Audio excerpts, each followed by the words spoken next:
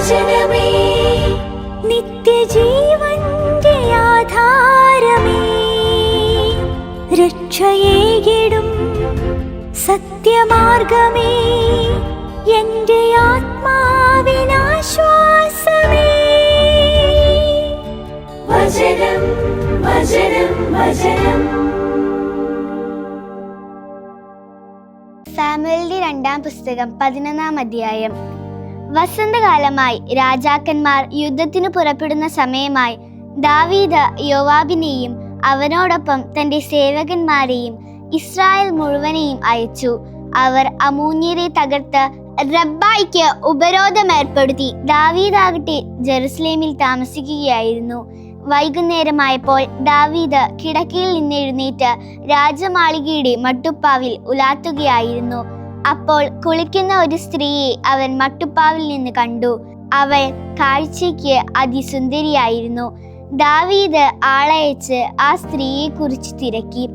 ആരോ പറഞ്ഞു, ഇത് ഏലിയാമിന്റെ മകളും ഹേത്തുകാരനായ ഊറിയായുടെ ഭാര്യയുമായ ബേർശേബായല്ലേ? ദാവീദ് ദൂതന്മാരെ അയച്ച് അവളെ വരുത്തി. അവൾ അവന്റെ പക്കൽ വന്നപ്പോൾ അവൻ അവളോടൊത്ത് ശയിച്ചു. അവൾ തന്റെ മലിനതയിൽ നിന്ന് ശുദ്ധീകൃതയായി വരികയായിരുന്നു. അവൾ തന്റെ വീട്ടിലേക്ക് മടങ്ങി. ആ സ്ത്രീ ഗർഭിണിയായി. അവൾ ആളയച്ച് ദാവീദിനോട് വിവരം പറഞ്ഞു, ഞാൻ ഗർഭിണിയാണ്. അപ്പോൾ ദാവീദ് ഹേത്തുകാരനായ ഊറിയായെ എന്റെ അടുക്കലേക്ക് അയക്കുക എന്ന് യോവാബിന് സന്ദേശം അയച്ചു. യോവാബ് ഊറിയായെ ദാവീദിന്റെ പക്കലേക്ക് അയച്ചു. ഊറിയ തന്റെ പക്കലെത്തിയപ്പോൾ ദാവീദ് യോവാബിന്റെ ക്ഷേമവും ജനത്തിന്റെ അവസ്ഥയും യുദ്ധത്തിന്റെ സ്ഥിതിയും അന്വേഷിച്ചു. പിന്നെ ദാവീദ് ഊറിയായോട് പറഞ്ഞു, നീ വീട്ടിലേക്ക് ഇറങ്ങിച്ചെന്ന് നിന്റെ കാലുകൾ കഴുകുക. ഊറിയ രാജമാളികയിൽ നിന്ന് പുറത്തുപോയി. ഒരു രാജകീയ പാരിതോഷികവും അവനെ പിന്തുടർന്നു ചെന്നു. എന്നാൽ ഊറിയ തന്റെ യജമാനന്റെ ദാസന്മാരോടും എല്ലാവരോടുമൊപ്പം രാജമാളികയുടെ വാതിൽക്കലാണ് കിടന്നുറങ്ങിയത്. ഊറിയ അവന്റെ വീട്ടിലേക്ക് പോയില്ല എന്ന് ദാവീദിന് വാർത്ത കിട്ടി. അപ്പോൾ ദാവീദ് ഊറിയായോട് ചോദിച്ചു, നീ യാത്ര കഴിഞ്ഞു വരുന്നതല്ലേ? എന്താണ് നീ വീട്ടിലേക്ക് പോകാത്തത്? ഊറിയ ദാവീദിനോട് പറഞ്ഞു, പേടകവും ഇസ്രായേൽക്കാരും യഹൂദരും കൂടാരങ്ങളിൽ പാർക്കുകയും എന്റെ യജമാനനായ യോവാബും എന്റെ യജമാനന്റെ സേവകരും വെളിമ്പ്രദേശത്ത് പാളയമടിക്കുകയും ചെയ്തിരിക്കുമ്പോൾ ഞാൻ തിന്നാനും കുടിക്കാനും ഭാര്യയുമൊത്ത് ശയിക്കാനുമായി വീട്ടിലേക്ക് പോകണമെന്നോ? നിന്റെ ജീവനാണേ, നിന്റെ ആത്മാവാണേ, ഇക്കാര്യം ഞാൻ ചെയ്യില്ല. അപ്പോൾ ദാവീദ് ഊറിയായോട് പറഞ്ഞു, ഇന്നുകൂടി നീ ഇവിടെ താമസിക്കുക, നാളെ നിന്നെ ഞാൻ തിരിച്ചയക്കാം. അങ്ങനെ അന്ന് ഊറിയ ജെറുസലേമിൽ താമസിച്ചു. പിറ്റേന്നായപ്പോൾ ദാവീദ് അവനെ ക്ഷണിച്ചതനുസരിച്ച് അവൻ അദ്ദേഹത്തിന്റെ സന്നിധിയിൽ ഭക്ഷിക്കുകയും പാനം ചെയ്യുകയും ചെയ്തു. അദ്ദേഹം അവനെ ഉന്മത്തനാക്കി. എന്നിട്ടും തന്റെ വീട്ടിലേക്ക് പോകാതെ അവൻ സായാഹ്നത്തിൽ യജമാനന്റെ സേവകരോടുകൂടെ തന്റെ വിരിപ്പിൽ കിടക്കാൻ പുറപ്പെട്ടു. പ്രഭാതമായപ്പോൾ ദാവീദ് യോവാബിനൊരു കത്തെഴുതി ഊറിയായുടെ കൈവശം കൊടുത്തയച്ചു. അവൻ കത്തിൽ ഇപ്രകാരം എഴുതി, ഉഗ്രയുദ്ധമുഖത്ത് മുന്നിലായി ഊറിയായെ നിർത്തുവിൻ.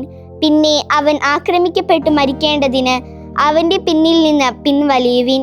യോവാബിന്റെ നഗര നിരീക്ഷണത്തിൽ കരുത്തന്മാരുണ്ടെന്ന തനിക്ക് ബോധ്യമായ ഒരു സ്ഥാനത്തേക്ക് ഊറിയായെ അവൻ നിയോഗിച്ചു. നഗരപൗരന്മാർ പുറത്തു വന്ന് യോവാബിനോട് യുദ്ധം ചെയ്തു. ദാവീദിന്റെ ദാസജനത്തിൽ നിന്ന് ചിലർ നിബദിച്ചു. ഹേത്തുകാരനായ ഊറിയായും മരിച്ചു. യോവാബ് ആളയച്ച് യുദ്ധകാര്യങ്ങളെല്ലാം ദാവീദിനെ അറിയിച്ചു. അവൻ ദൂതനെ ഇപ്രകാരം അനുശാസിച്ചു, യുദ്ധകാര്യങ്ങളെല്ലാം നീ രാജാവിനോട് സംസാരിച്ചു കഴിയുമ്പോൾ രാജാവിന്റെ ക്രോധം ഉയരുകയാണെങ്കിൽ അവൻ നിന്നോട് ചോദിക്കും, എന്തിനാണ് നിങ്ങൾ യുദ്ധം ചെയ്യാനായി നഗരത്തിനടുത്തേക്ക് ചെന്നത്? മതിലിന്മേൽ നിന്ന് അവർ എയ്യുമെന്ന് നിങ്ങൾക്ക് അറിഞ്ഞുകൂടായിരുന്നോ? എറുബേശത്തിന്റെ മകനായ അബിമലേക്കിനെ ആരാണ് ആക്രമിച്ചത്? തെബേസിൽ വെച്ച് ഒരു സ്ത്രീ മതിലിന്മേൽ തിരികല്ലിൻ പിള്ള അവന്റെ മേൽ എറിയുകയും അവൻ മരിക്കുകയുമായിരുന്നില്ലേ? പിന്നെ എന്തുകൊണ്ടാണ് നിങ്ങൾ മതിലിനോട് അടുത്തത്? അപ്പോൾ നീ പറയണം, നിന്റെ ദാസൻ ഹേത്തുകാരനായ ഊറിയായും മരിച്ചു. ദൂതൻ യാത്രയായി. തന്നെ യോവാബ് ദൂതേൽപ്പിച്ചതെല്ലാം അവൻ ചെന്ന് ദാവീദിനോട് വിവരിച്ചു. ആ ദൂതൻ ദാവീദിനോട് പറഞ്ഞു, ആ ആളുകൾ തീർച്ചയായും ഞങ്ങളെക്കാൾ പ്രബലരായിരുന്നു. അവർ വെളിമ്പ്രദേശത്ത് ഞങ്ങളുടെ അടുത്തേക്ക് പുറത്തു വന്നു. എന്നാൽ പ്രവേശന കവാടം വരെ ഞങ്ങൾക്കായിരുന്നു മേൽക്കൈ. അപ്പോഴാണ് വില്ലാളികൾ മതിലിന്മേൽ നിന്ന് നിന്റെ ദാസന്മാർക്കു നേരെ അമ്പെയ്തത്. രാജസേവകരിൽ ചിലർ മരിച്ചു. നിന്റെ ദാസനായ ഹേത്തുകാരൻ ഊറിയായും മരിച്ചു. ദാവീദ് ദൂതനോട് പറഞ്ഞു, നിന്റെ ദൃഷ്ടികളിൽ ഇക്കാര്യം അനർത്ഥമാകാതിരിക്കട്ടെ. എന്തെന്നാൽ വാൾ വിഴുങ്ങുന്നത് ഇതുപോലെയൊക്കെയാണ്. പട്ടണത്തിനു നേരെ നിന്റെ യുദ്ധം ശക്തിപ്പെടുത്തി അതിനെ തകർക്കുക എന്നു നീ യോവാബിനോട് പറഞ്ഞ് അവനെ ശക്തിപ്പെടുത്തുക. തന്റെ ഭർത്താവ് ഊറിയ മരിച്ചെന്ന് ഊറിയായുടെ ഭാര്യ കേട്ടു. അവൾ തന്റെ നാഥനെ ചൊല്ലി വിലപിച്ചു. വിലാപകാലം പിന്നിട്ടപ്പോൾ ദാവീദ് ആളയച്ച് അവളെ തന്റെ ഭവനത്തിലേക്ക് ചേർത്തു. അവൾ അവനു ഭാര്യയായി. അവൾ അവനു വേണ്ടി ഒരു പുത്രനെ പ്രസവിച്ചു. പക്ഷെ ദാവീദ് ചെയ്ത കാര്യം കർത്താവിന്റെ ദൃഷ്ടികളിൽ തിന്മയായിരുന്നു. സാമുവേലിന്റെ 2-ാം പുസ്തകം 12-ാം അധ്യായം. കർത്താവ് നാഥാനെ ദാവീദിന്റെ അടുക്കലേക്ക് അയച്ചു. അവന്റെ അടുക്കലെത്തിയ അദ്ദേഹം അവനോട് പറഞ്ഞു, ഒരു നഗരത്തിൽ 2 ആളുകൾ ഉണ്ടായിരുന്നു. ഒരാൾ ധനികനും അപരൻ നിർധനനും. ധനികന് ആടുമാടുകൾ വളരെയധികം ഉണ്ടായിരുന്നു. നിർധനനോ താൻ സമ്പാദിച്ച ഒരു പെൺചെമ്പരിയാട്ടിൻകുട്ടിയല്ലാതെ ഒന്നും ഉണ്ടായിരുന്നില്ല. അവൻ അവളെ പോറ്റി. അവനോടും അവന്റെ മക്കളോടുമൊപ്പം അവൾ ഒന്നിച്ചു വളർന്നു. അവന്റെ അപ്പക്കഷ്ണത്തിൽ നിന്ന് അവൾ തിന്നു. അവന്റെ പാനപാത്രത്തിൽ നിന്ന് അവൾ കുടിച്ചു. അവൾ അവന്റെ വശത്തിൽ ശയിച്ചു. അവന് അവൾ മകളെ പോലെയായിരുന്നു. അങ്ങനെയിരിക്കെ ധനവാനായ ആൾക്ക് ഒരു യാത്രികൻ വിരുന്നു വന്നു. എന്നാൽ സ്വന്തം ആടുമാടുകളിൽ നിന്ന് എടുക്കുന്നത് ഒഴിവാക്കി അവൻ ദരിദ്രനായവന്റെ പെൺചെമ്പരിയാടിനെ തന്റെ അടുക്കൽ വന്ന പതികനു വേണ്ടി പാകം ചെയ്യാൻ പിടികൂടി. തന്റെ പക്കൽ വന്നയാൾക്ക് വേണ്ടി അതിനെ പാകം ചെയ്തു. അപ്പോൾ ദാവീദിന്റെ കോപം ആ മനുഷ്യനെതിരെ അതിയായി ജ്വലിച്ചു. അവൻ നാഥാനോട് പറഞ്ഞു, ജീവിക്കുന്ന കർത്താവാണേ, ഇത് ചെയ്തയാൾ തീർച്ചയായും മരണാർഹനാണ്.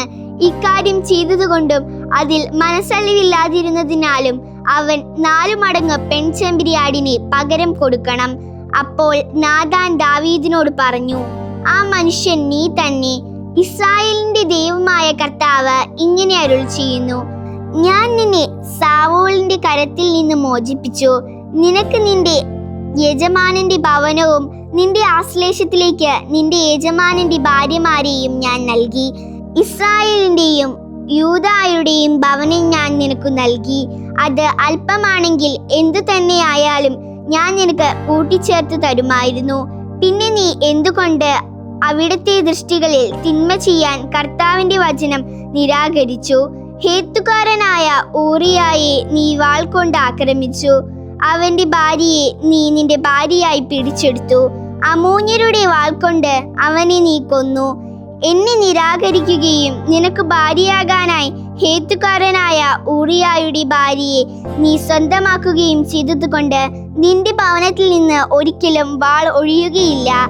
കർത്താവ് ഇങ്ങനെ അരുൾ ചെയ്യുന്നു, ഇതാ ഞാൻ നിന്റെ ഭവനത്തിൽ നിന്നു തന്നെ നിനക്കെതിരായി തിന്മ ഉയർത്തുന്നു. നിന്റെ കൺമുൻപിൽ വെച്ച് ഞാൻ നിന്റെ ഭാര്യമാരെ അയൽക്കാർക്ക് കൊടുക്കും. ഈ സൂര്യൻ കാണുകെ അവർ നിന്റെ ഭാര്യമാരോടൊത്ത് ശയിക്കും. നീ രഹസ്യത്തിലാണല്ലോ ചെയ്തത്. ഞാനാകട്ടെ ഇസ്രായേൽ മുഴുവന്റെയും മുൻപിലും സൂര്യ സമക്ഷവും ഇക്കാര്യം നിർവഹിക്കും. ദാവീദ് നാഥാനോട് പറഞ്ഞു, ഞാൻ കർത്താവിനോട് പാപം ചെയ്തു പോയി. നാഥാൻ ദാവീദിനോട് പറഞ്ഞു, കർത്താവ് തന്നെയും നിന്റെ പാപം വിട്ടുകളഞ്ഞിരിക്കുന്നു. നീ മരിക്കുകയില്ല. ഇക്കാര്യത്തിൽ കർത്താവിന്റെ ശത്രുക്കൾ പോലും മടിക്കുന്നത് നീ ചെയ്തതിനാൽ നിനക്ക് ജനിക്കുന്ന മകൻ മരിക്കാതെ തരമില്ല. നാഥാൻ വീട്ടിലേക്ക് യാത്രയായി. ഊറിയായുടെ ഭാര്യ ദാവീദിനായി പ്രസവിച്ച ദാവീദിന്റെ കുഞ്ഞിനെ കർത്താവ് മാരകരോഗം കൊണ്ട് പ്രഹരിച്ചു. കുഞ്ഞിനു വേണ്ടി ദാവീദ് ദൈവസഹായം തേടി. ദാവീദ് ഉപവാസം അനുഷ്ഠിച്ചു. അവൻ ചെന്ന് തറയിൽ കിടന്ന് രാത്രി കഴിച്ചുകൂട്ടി. അവന്റെ ഭവനത്തിന്റെ ശ്രേഷ്ഠന്മാർ അവനെ നിലത്തുനിന്ന് എഴുന്നേൽപ്പിക്കാനായി അവന്റെ പക്കൽ നിന്നു. എന്നാൽ അവൻ വിസമ്മതിച്ചു, അവരോടൊത്ത് ഭക്ഷണം കഴിച്ചതുമില്ല. 7-ാം ദിവസമായപ്പോൾ കുഞ്ഞു മരിച്ചു. കുഞ്ഞു മരിച്ചെന്ന വാർത്ത ദാവീദിനെ അറിയിക്കാൻ അവന്റെ സേവകന്മാർ ഭയപ്പെട്ടു. എന്തെന്നാൽ അവർ പറഞ്ഞു, ഇതാ കുഞ്ഞു ജീവിച്ചിരിക്കുമ്പോൾ പോലും നാം അവനോട് സംസാരിച്ചിട്ട് അവൻ നമ്മുടെ സ്വരം കേട്ടില്ല. പിന്നെ എങ്ങനെ കുഞ്ഞു മരിച്ചെന്ന് അവനോട് നാം പറയും? അവൻ കടുങ്കൈ ചെയ്തേക്കും. തന്റെ സേവകന്മാർ അടക്കം പറയുന്നത് കണ്ടപ്പോൾ കുഞ്ഞു മരിച്ചെന്ന് ദാവീദ് മനസ്സിലാക്കി. കുഞ്ഞു മരിച്ചുവോ? ദാവീദ് ദാസന്മാരോട് തിരക്കി. അവർ പറഞ്ഞു, മരിച്ചു. അപ്പോൾ ദാവീദ് തറയിൽ നിന്ന് എഴുന്നേറ്റ് കുളിച്ച് തൈലം പൂശി വസ്ത്രങ്ങൾ മാറി അവൻ കർത്താവിന്റെ ആലയത്തിൽ ചെന്ന് ആരാധിച്ചു. പിന്നെ അവൻ സ്വഭവനത്തിൽ ചെന്ന് ആവശ്യപ്പെട്ടപ്പോൾ അവർ അവനു ഭക്ഷണം വിളമ്പി. അവൻ ഭക്ഷിച്ചു. അവന്റെ ദാസന്മാർ അവനോട് ചോദിച്ചു, നീ ചെയ്ത ഇക്കാര്യം എന്താണ്? ജീവനുള്ളപ്പോൾ കുഞ്ഞിനു വേണ്ടി നീ ഉപവസിക്കുകയും കരയുകയും ചെയ്തു. കുഞ്ഞ് മരിച്ചപ്പോഴാകട്ടെ നീ എഴുന്നേറ്റ് ഭക്ഷണം കഴിച്ചിരിക്കുന്നു. അവൻ പറഞ്ഞു, കുഞ്ഞ് ജീവിച്ചിരുന്നപ്പോൾ ഞാൻ ഉപവസിച്ചു കരഞ്ഞു.